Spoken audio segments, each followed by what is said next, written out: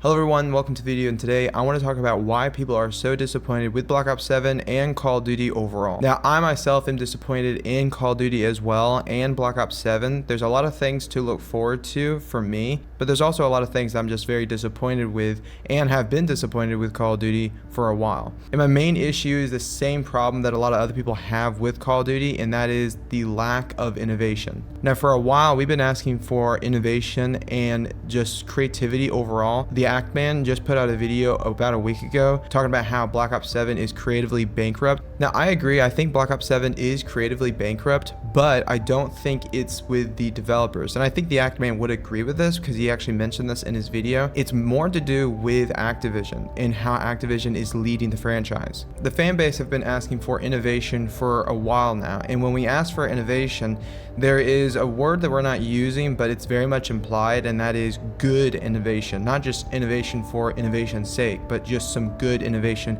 overall.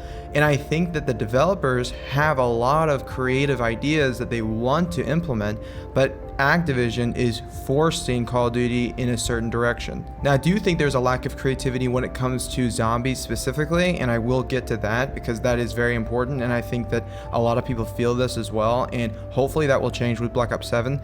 But broadly speaking, I don't think the developers are to blame with the current state of Call of Duty. It's really to do with Activision. And it's strange because Activision actually used to promote a lot of creativity throughout the course of Call of Duty. Now, you probably think, no, that's ridiculous. They did not allow any creativity. It does take a lot of pushing on the developers' part, but Activision used to relent and allow the developers to do what they want and what they feel is best.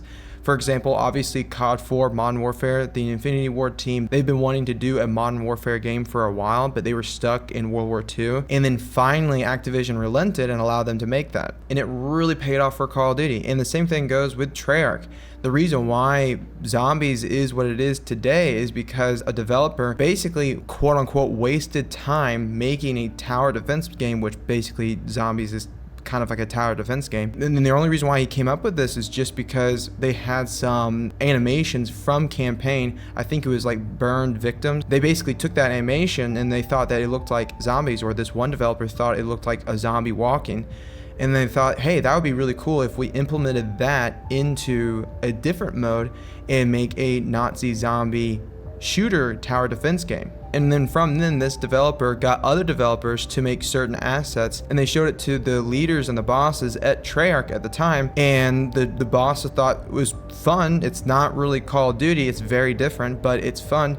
So they pitched it to Activision, and then Activision actually gave them credit, and they thought this is fun, but it doesn't really work in the Call of Duty ethos that much. So what we'll do is we'll just add this game mode at the very end, so after you play the campaign, you can unlock this bonus game mode and just have some fun. I don't think they expected anything crazy from the fans. I don't think they expected them to actually enjoy this game mode, but it took off. And then after that, they thought, okay, well, if they like it, then let's make some DLC for this extra game mode. And that's where we got Verrucht, we got Shinonuma, and then we got Darius. Now, I say Darius. I've been saying Darius since I was 12. I know it's Darius, but I've just been saying Darius all my life. The thing is, this took a developer going against the grain, sort of risking his job, making something that he was passionate about, and then it blew up. But under the current leadership of Activision, this game mode would never exist. If zombies never happened to begin with, and let's just say with Black Ops 7, we had the same situation with World at War, and a developer was making this Call of Duty zombie game mode, Activision would never let that slide, at least in my opinion, because they are playing the odds. And you can actually see this switch throughout Call of Duty. There's actually been some pretty creative Call of Duty video games, like, again, Modern Warfare, and then we had Black Ops, which was a mind-bending, crazy story, which was more similar to something like Fight Club than a traditional Call of Duty campaign. And not to mention, we had Modern Warfare 2, which featured the most controversial missions of all time, No Russian, which Activision I don't think would ever risk anything like that now. And then we had other games that was very creative, like Black Ops 2 with the Pick 10 system, which at the time was a big deal, and score streaks instead of kill streaks or point streaks, which that's what Modern Warfare 3 had. And then Advanced Warfare, which offered double jump and dashing. Now, I didn't enjoy Advanced Warfare, and I think some of you probably didn't enjoy it either, but there is a fan base for Advanced Warfare, and I understand if you like that game, that's totally fine. But even though I dislike that game, I can still appreciate the fact that Activision and Sledgehammer were trying something new. They were innovating. But it kind of goes back to what I was saying before, that we need good innovation, not just innovation for innovation's sake. Even Black Ops 3 had wall running and thrust jumping, which was more similar to Titanfall, and I was extremely skeptical of that when I saw the trailer. But once I played the open beta of Black Ops 3, I thought this feels very much like Call of Duty, just with wall running and thrust jumping, but it didn't change the core gameplay. So it was just like a more energetic Call of Duty, which I loved. But all this innovation stopped, and in my opinion, and let me know what you think down below, but where I think this innovation stopped is when World War II came out. Now, I'm not blaming Sledgehammer for this. Again, I think it's Activision.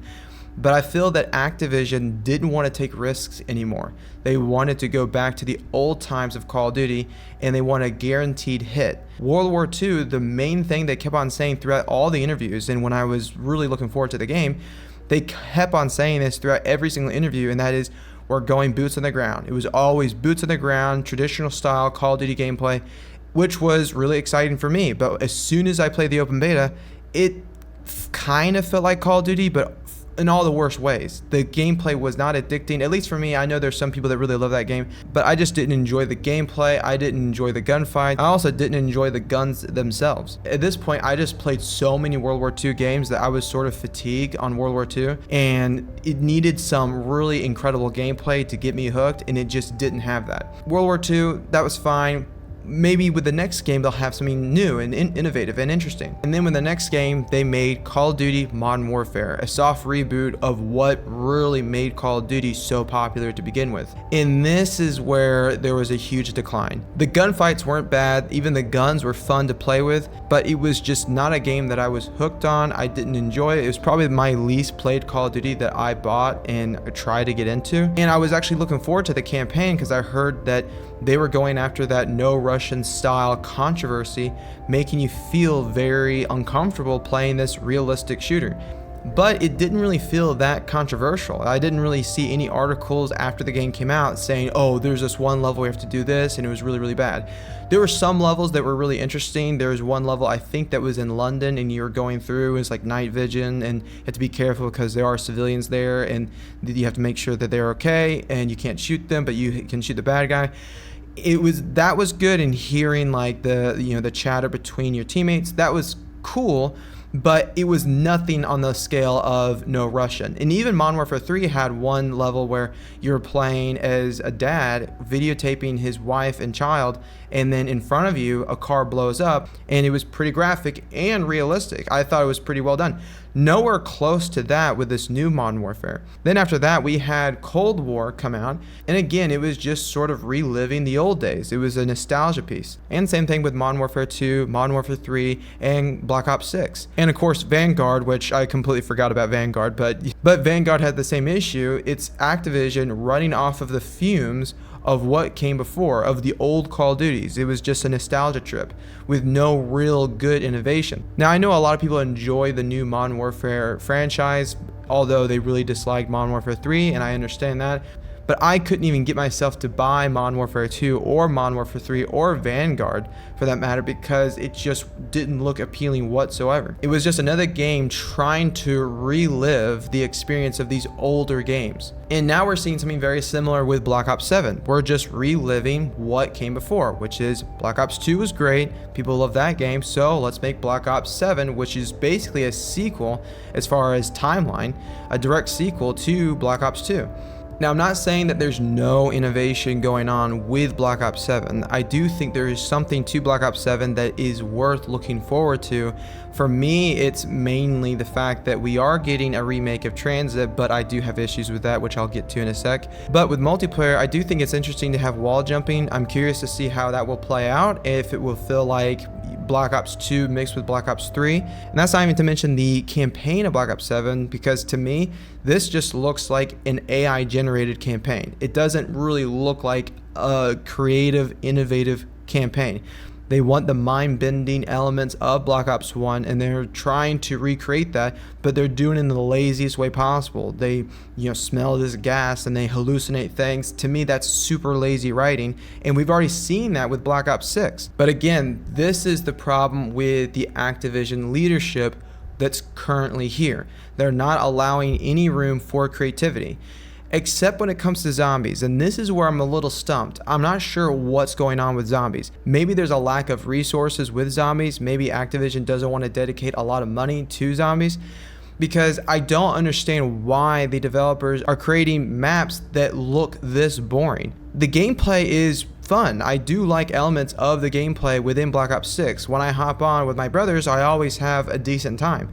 But the maps just look insanely boring. There's nothing like Amon of the Dead. There's nothing like Dreisendrache. There's nothing like Origins or Moon or anything like that has an interesting theme and look to it all. They all look like I said in my last video, multiplayer maps with zombies. In fact, actually, there's some multiplayer maps that look far more interesting. In Black Ops 3, there are some DLC maps that looked really interesting, where you're like, I think there's one map called Micro, and you're walking around on a picnic table. I'm not saying that you should put that in zombies, because that seems rather silly, but it's at least creative. There's other maps that's like medieval times and it looks super cool, and they kind of did something like that with Black Ops 6 zombies, but it still, at the end of the day, looks a bit bland. Maybe the reason why these maps look so bland is because Activision isn't allowing enough resources into zombies, so they're just giving them the bare minimum. They're creating new monsters, they're creating interesting gameplay loops, but they don't want them to waste too much time on map design or map theme or anything like that. But I don't think that that's the case. I think that the Zombies team is just not creating interesting looking maps. And it's the same thing with Transit. There's nothing that's mind-blowing about Transit. And I didn't say this in my last video, but I wanted to mention it. The Transit map has a lot of fantasy elements to it. Like if you look at the sky, it's like kind of purple and there's like lightning. And you see this a lot in zombies now. There are some like portals opening up, and that's fine if it's done a little bit, but now they're going full scale sort of fantasy. I'm not sure if I'm the only one who thinks this or feels this about zombies, but I like my zombies having a specific theme, grounded in reality on some level, with elements of fantasy. Like if we're in Alcatraz and we're fighting zombies or the warden or whatever, there is a sense of realness. We know that Alcatraz is an actual place, it's a prison, but with zombies. Or the moon, it's a moon base and it's like biolabs and all that, and experiments going on. It's a very specific theme, and then there's zombies with some fantasy elements, but there's never an abundance of fantasy elements. But now it just feels like we have full-on fantasy elements within the game that I'm just not as interested in. But let me know what you think down below. There are plenty of other reasons to be disappointed with Call of Duty currently, like the skins and multiplayer, it's childish and all these other things. And I think that's also very frustrating, and I totally agree with that. I do feel that Activision wants to mitigate risks and just to focus on things that worked for them in the past. But this limits creativity on the developer's part.